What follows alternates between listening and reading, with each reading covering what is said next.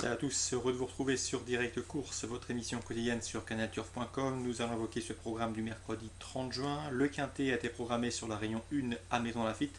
Nous aurons également deux réunions consacrées aux trotteurs, réunion 2 Marseille-Borelli, où j'ai pu m'entretenir avec plusieurs professionnels y participants avec de belles chances, et également une réunion 3 sur l'hippodrome de Laval. On va directement évoquer le quintet très rapidement. Il s'agira du prix de la forêt de Saint-Germain. Des compétiteurs de 4 ans au départ, ils seront 16 à se mesurer pour le succès sur le parcours du mile, c'est-à-dire les 1600 mètres de Maison Lafitte, un 1600 mètres disputé, comme vous le savez sans doute, en ligne droite. Dans ce quintet, dans l'ordre du programme, mes 5 préférés seront le numéro 2, Sea Fight. Ce cheval s'est montré irréprochable en 2 sorties cette année, quatrième pour sa rentrée, les victorieux en dernier lieu. Il est présenté par Nicolas Clément, qui est toujours très efficace lorsque ses chevaux disputent des handicaps. Celui-ci, ce numéro 2, Sea Fight, dispute d'ailleurs son premier handicap. Il peut paraître pris haut sur l'échelle des valeurs, en 42 valeurs, mais en 41 pour être plus précis. Mais attention, c'est un cheval qui a montré du galop, comme on dit, qui possède sans nul doute la qualité nécessaire pour se distinguer d'emblée dans les handicaps de ce genre. Le numéro 6, Right One, également une bonne chance, présenté par Philippe Marek, c'est piloté Tony Picon. Ce cheval vient de s'illustrer en pareille société. Il a été logiquement pénalisé au poids. Sachez également que son numéro 15 dans les stalles peut s'avérer un handicap, mais sa chance théorique n'en demeure pas moins évidente. Le numéro 8, Arbat Bello, un cheval qui aime galoper aux avant-postes, que l'on connaît bien. Il aime donc faire la course en tête. Le cheval a l'avantage, par rapport à bon nombre de ses rivaux, d'avoir déjà gagné sur ce parcours rectiligne, c'est-à-dire en ligne droite de l'hippodrome mansonien. C'était sur 2000 mètres. Ici, il a également prouvé qu'il était performant sur 1600 mètres. Bref, ce numéro 8, Arbat Bello, qui devrait vite occuper un rang enviable sur la ligne des premiers, peut garder parfaitement une belle place sur le podium. Le numéro 11, Sanodou, un cheval qui a prouvé en dernier lieu qu'il fallait compter avec lui dans les compétitions de ce genre. Il est présenté par Christophe Ferland, qui n'effectue pas le déplacement du sud-ouest à des fins touristiques. Le cheval a terminé en dernier lieu dans le sillage de Right One, le numéro 6, qu'il retrouve avec un avantage au poids. Une revanche est possible. Le numéro 15 également, attention à lui, c'est Rock'n'Roll Hymn, présenté par Pascal Barry. Le cheval a fait une course de rentrée encourageante. Ce jour-là, il avait fini correctement. Seul son numéro dans les stalles m'inquiète un petit peu. Numéro 16 tout en dehors. Il faudra bénéficier d'un bon parcours. Quoi qu'il en soit, il est en progrès. Il a prouvé qu'il allait être compétitif dans les handicaps de ce genre. Il semble pris, somme toute, dans une valeur correctement, en tout cas qui lui laisse une chance dans ces conditions. Il convient de s'en méfier. Donc le 2, le 6, le 8, le 11 et le 15, 2, 6, 8, 11 et 15, sachant que les numéros 6 et 15 n'ont pas été les plus gâtés, des plus vénards au tirage au sort des stalles de départ. Pour les places, je vous conseillerais le 13 présenté par Rupert Pritchard Gordon. C'est Kameruka qui a fait une bonne fin de course en dernier lieu. Le numéro 4, à savoir Vitesse Supérieure, présenté par Élie Lelouch. Cette pouliche évoluera sur un bon terrain à sa convenance. Sachez également que le numéro 9, on s'en méfiera, c'est Bleu Topaz, a les moyens de figurer à l'arrivée d'un quintet de ce genre. L'élève de Jean-Marie Béguigné devra accuser des progrès sur sa course de rentrée. Donc voilà pour ce quintet, un quintet somme toute assez ouvert. N'hésitez pas à élargir vos jeux.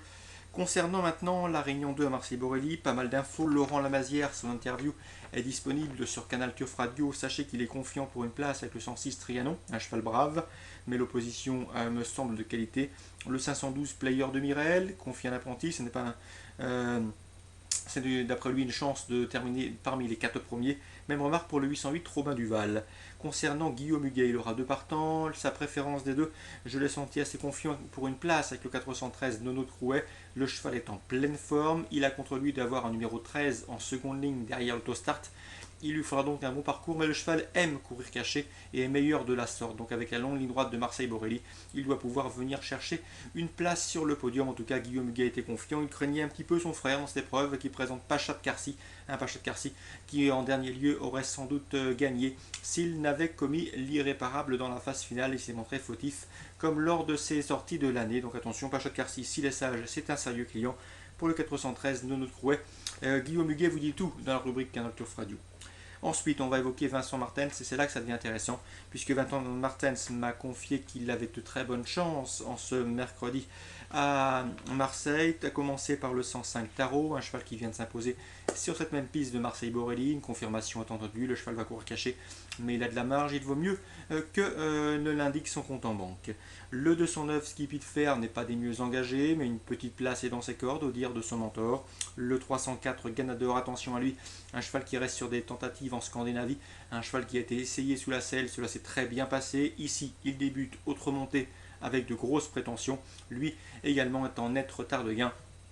J'ai senti au téléphone un Vincent Martens des plus confiants.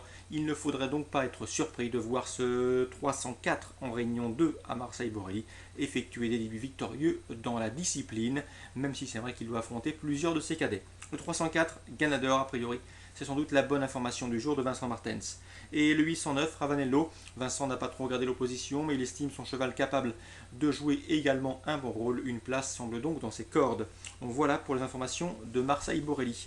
On termine rapidement par la Réunion 3 à Laval, puisque, comme vous le savez, je vous avais indiqué Régis Le Pigeon dimanche à Graigne, avec notamment sa représentante Port-Baillès qui s'est imposée. Nous avons également évoqué la chance du 102 Popov du Gaulier en Réunion 3 à Laval. Eh bien, sachez que le cheval est en forme, il n'est pas des plus faciles à utiliser, c'est un petit peu le bémol pour son amateur qui n'est pas des plus expérimentés. Quoi qu'il en soit, Popov du Gaulier possède une chance théorique, mais je lui préférais pour le coup surplacé le 111 Oscar de Juigné. Michel Lebey m'a confié que le cheval était pleine peau. En dernier lieu, cela ne s'est pas vraiment bien passé pour lui. Il a terminé 4e avec un meilleur parcours, il aurait donné chaud sans doute au gagnant. Donc le 111 Oscar de Juigné, cheval régulier qui répète ses courses en forme. Sa place est sur le podium. Attention également au 112 Philo, un cheval qui n'a plus à faire ses preuves en pareille société. Il est confié à Véronique Rollin, un cheval qui aime aller de l'avant. Bruno Cormier présente une nouvelle fois le 512 Stormy de Touvois. Souvenez-vous, ce cheval, je vous l'avais indiqué, lors de son dernier succès à Vichy, il était encore parmi les derniers à un tour de but. Il avait fini en trombe pour s'imposer sur le fil. C'est le 512 Stormy de Touvois qui doit pouvoir poursuivre sa série et sur sa lancée. Également, une belle information, c'est Bertrand Carnevinen. Je l'avais contacté il y a de cela quelques semaines. Il m'avait indiqué que Pablo avait une belle course à Laval en cours de la fin du mois. Et bien c'est celle-ci, le 616 Pablo, un bon cheval, un cheval en retard de gain à mes yeux, qui a été façonné pour bien vieillir. Il fait face ici à un bel engagement. Lui qui compte 325 000 euros pour une qualification et un engagement fermé aux chevaux n'ayant pas gagné 330 000 euros. C'est donc une belle course pour lui. L'opposition dans cette course, il faudra qu'il se méfie du 1 Printemps de Gaïa, également un cheval qu'on connaît bien dans les tournois de ce genre. Le numéro 8 Nacarado qui revient mieux après des ennuis de santé. Patrice Toutain est content car son cheval peut maintenant s'exprimer pleinement et il a un bel été à faire. Le numéro 12, c'est Muchanina. Elle a 10 ans, mais elle est toujours un gambe et conserve un courage et un moral intact. Et le numéro 13, Pias Saint-Latouin, vous la connaissez. C'est une jument qui possède une pointe de vitesse finale très acérée. Et dans ces conditions, si l'allure est sélective, elle va finir une nouvelle fois très vite. Donc la 6e, le 616 Pablo, on peut s'appuyer dessus en jeu simple, voire en couplet. Pour les couplets et trio, on rajoute le 1, le 8, le 12 et le 13. Voilà pour ce programme complet en Réunion 2 à Marseille, en Réunion 3 à Laval, mais également pour le quintet de Maison Lafitte. Très bon jeu à tous, bonne journée comme d'hab, et rendez-vous demain.